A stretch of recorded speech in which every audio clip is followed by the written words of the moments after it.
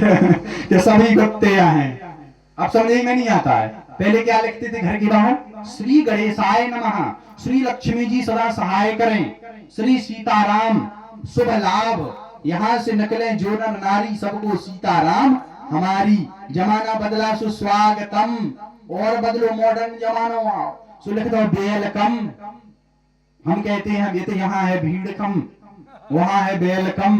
फिर और बदला जमाना सो लिख दिया कुत्तों से सावधान। अब समझ में नहीं आ रहा कि एक स्पेशल कुत्ता है कि सभी कुत्ते बन गए। अच्छा ये बड़ा उल्टा उल्टा जमाना आ गया। अच्छा एक और बात सुनो, पहले जहां भोजन बनते थे उसका नाम था रसोई। क्या क्या कहते थे अपन? जहां भोजन बनता था रसोई। रसोई कहते थे, सो भोजन में क्या था? रस। अब हो गई किचन। जब तक रसोई थी सो भोजन में रस था, और जहाँ किचन आई सो सब किच किच होगा।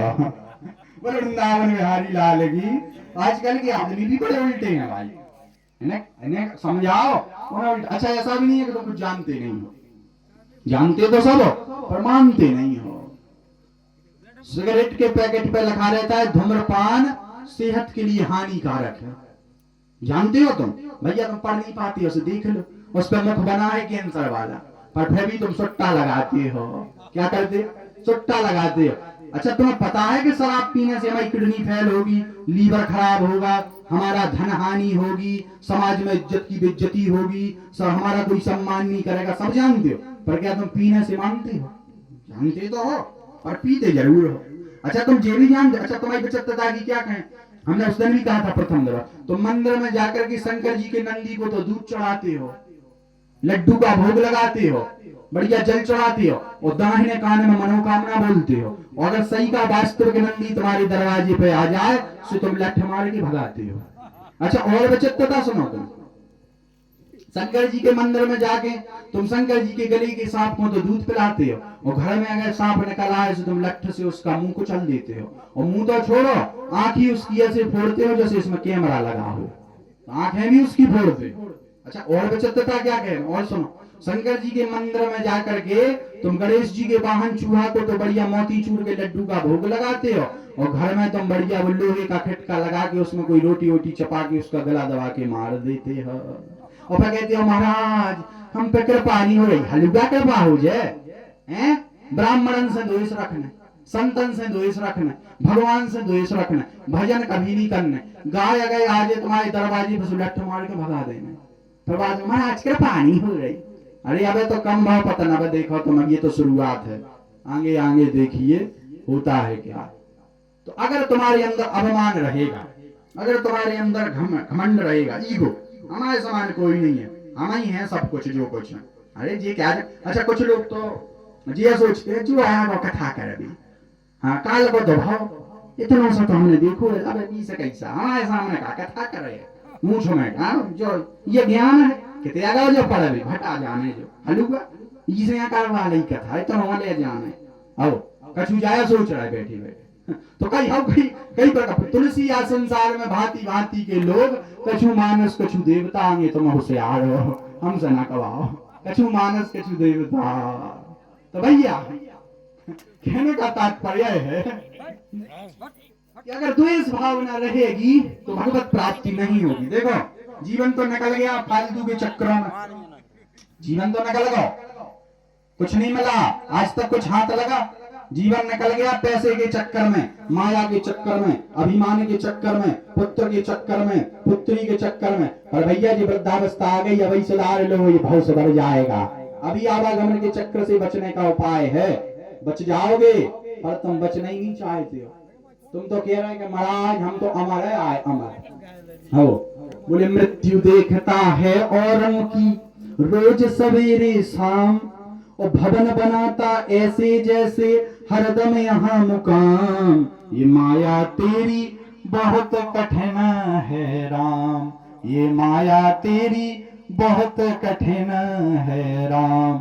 अरे रक्त मांस हड्डी के ढेर पर मरा हुआ है चाम, रक्त मांस हड्डी के ढेर पर मरा हुआ है चाम, और देखो उसी की सुंदरता हो जाती नींद हराम। ये माया तेरी बहुत कठिन है राम। तुझे माया बड़ी कठिन है, माया से बचना है तो एक ही उपाय है, क्या? माधव को भजो। किसको भजो? माधव को भजो, सो माया से बच जाओगे, वरना बचने वाले नहीं हो। तो कल की कथा में हमने क्या सुना? गोकर्ण पंडितो ज्ञानी धुंधकारी च महाखला। गोकर्ण पंडित है, ज्ञानी है, धुंधकारी खल हुआ। सो धुंधकारी का क्या हाल हुआ है? धुंधकारी का हाल हुआ कि प्रेत योनि को प्राप्त हुआ। सुनी थी पूरी कथा। और गोकर्ण जी ने भागवत कथा सुना करके उसको मोक्ष पद प्रदान किया। और धुंधकारी ने बड़ी ही प्यारी महिमा भागवत जी की गाई। क्या? धन्या भागवती वार्ता प्रेत पीड़ा विनाशिनी, और सप्ताहोपि तथा धन्या श्री कृष्ण लोक फल प्रदा। धुंधकारी कहता है धन्य है भागवत की गाथा, धन्य है, धन्य है, धन्य है जिसने हम जैसे महापापी, अत्याचारी, अनाचारी, दुराचारी, दम्भी दुरात्मा का भी कल्याण कर दिया। वृंदावन बिहारी लाल की। तो कल की कथा में हमने सुना कि धुंधकारी प्रेत का भागवत की कथा से उद्धार हो गया। तो जब धुंधकारी जैसे प्रेत तर सकते हैं तो क्या हम आप नहीं तर सकते हैं? लेकिन बोले शर्त क्या है? एक ही शर्त है कि भगवान की कथा को ध्यान से एकाग्रचित होकर के सुनना पड़ेगा।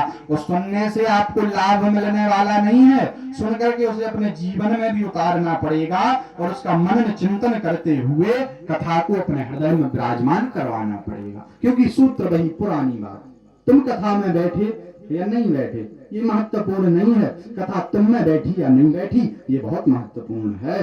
बोलो श्रीमद् भागवत महापुराण की। तो भैया आगे फिर विधान बतलाया।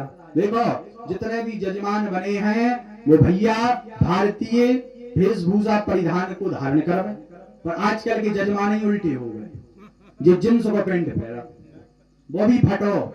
एक जने हमें मिल गए, हमने कहा भैया जी क्या है? महाराज पेंट है।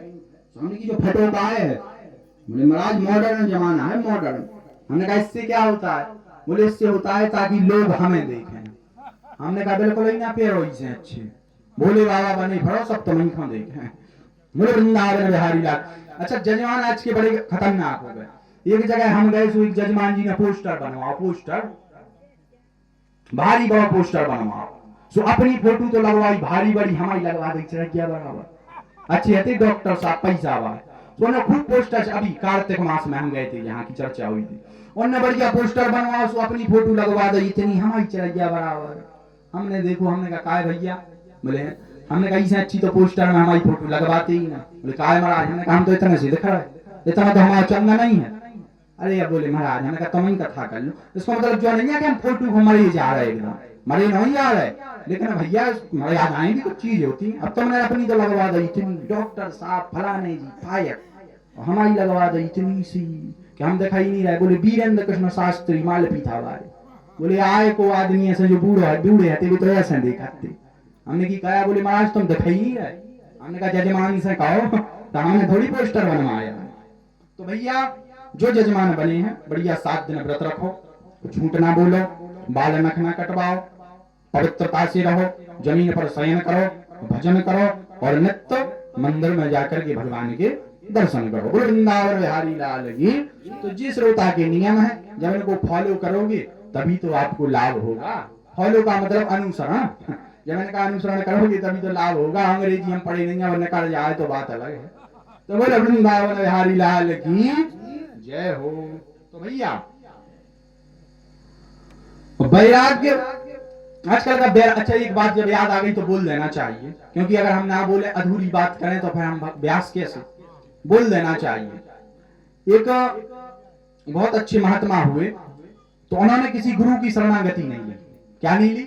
किसी भी गुरु की शरणागति नहीं ली, और ना ही उन्होंने जो है संन्यास धर्म का पालन किया, और वैराग्य अपने मन से मनमानी करके वैराग्य धारण करके वो भजन करने लगे। काफी समय तक उन्होंने भजन किया। तो एक बार वो एक वृक्ष के नीचे बैठे थे। काय के नीचे बैठे थे? वृक्ष के नीचे। वृक्ष के नीचे बैठे थे तो एक बगुली ने उनके ऊपर गंदगी कर दी। गंदगी कर दी तो इन्होंने क्रोध वाली दृष्टि से उसकी तरफ देखा, और जहां देखा तो वो बगुली जल करके राख हो गई। जैसे ही वो जली, महात्मा जी को लगा हम बहुत बड़े तपस्वी हो गए, बहुत बड़े ज्ञानी हो गए, हमारे पास बहुत ही बड़ी साधना हो गई, तपस्या हो गई, सिद्धि हो गई। ये सोच करके वो निकल गए और भिक्षा मांगने लगे। तो एक ग्रस्त व्यक्ति के दरवाजे पर जाकर उन्होंने आवाज दी, भिक्षाम देहि। अरे भैया कोई है, हमें भिक्षा डाल दो। तो एक नवयुवती वधू निकल करके बाहर आई। अरे संत जी प्रणाम किया, उसका बढ़िया भाव था, चरण स्पर्श किए। आज रुकिए महात्मा, मैं अभी अमनिया करके लाती हूँ। अंदर गई, जैसे ही अंदर गई तो उसके घर के 2 दरवाजे थे। प्रधान दरवाजे पर संत खड़े थे, पीछे के दरवाजे से उसका पति आ गया। वो पति को वो साक्षात भगवान मानती थी।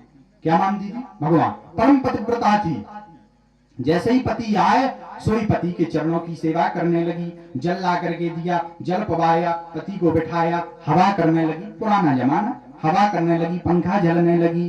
फिर उसने कहा बड़ी भावपूर्वक, स्वामी आपके दरवाजे पर संत खड़े हैं, अगर आप कहें तो मैं भिक्षा डाले आऊं। अरे अरे जाओ जाओ जल्दी डालो, उनको इंतजार क्यों करवाया, जाओ जाके भिक्षा देकर आओ। जैसे ही ये निकली तो संत जी क्रोधित हो गए। अरे तुम इतने विलंब से क्यों आई, तुम्हें अभी पता नहीं हम कौन है? बोली देखो महाराज, हम गृहस्थ व्यक्ति हैं, हमारे पति पुत्र हैं, हमारी प्रधान सेवा उनकी है, प्रधान सेवा उनकी है। अब हमारे पति आ गए थे तो हम उनकी सेवा करने लगे, उन्हें जल दिया, उसमें हमें विलंब हो गया। और आप सन्यास धर्म में हो, सन्यास मार्ग के पथिक हो, भगवत पथिक हो, भगवत भक्त हो, वीतराग महात्मा हो, आपको क्रोध करना उचित नहीं है। महात्मा बोले तुम जानते नहीं हो हम कौन है। वो हंसने लगी, बोली महाराज हम सब जानते हैं कि आप कौन हैं, हम उस वृक्ष की बगुली नहीं है कि जल की राख हो जाए। जैसे ही इतना कहा सो महात्मा जी की तो होश ही हो गए। बोले हमारी एकांतिक वार्ता को जी महिला कैसे जानती है? बोले देवी आपको कैसे पता? ये तो हमारे बीच की बात है, हमारी एकांतिक वार्ता है, उसको तुम कैसे जान गई? बोले महाराज हम अपने पति की सेवा से त्रकालज्ञ हो गए, हम अपनी पतिव्रता निष्ठा से, पतिव्रता धर्म का पालन करने से आज हम त्रकालज्ञ हो गए, हमें भूतकाल, वर्तमान काल और भविष्य काल तीनों का ज्ञान हो गया है। बोले अभी तुम्हें ज्ञान नहीं है, तुम अज्ञानी हो। सन्न रह गए महात्मा, हमें ज्ञान कैसे होगा? बोले तुम्हें ज्ञान देगा फलानी फलानी जगह फलाने नाम का एक कसाई रहता है, वो तुम्हें ज्ञान देगा, जाओ उससे ज्ञान लो। अब महात्मा जी चले, वहां गए सो वो तो कसाई था, कसाई का काम क्या है? मांस काटना और बेचना। अब कोई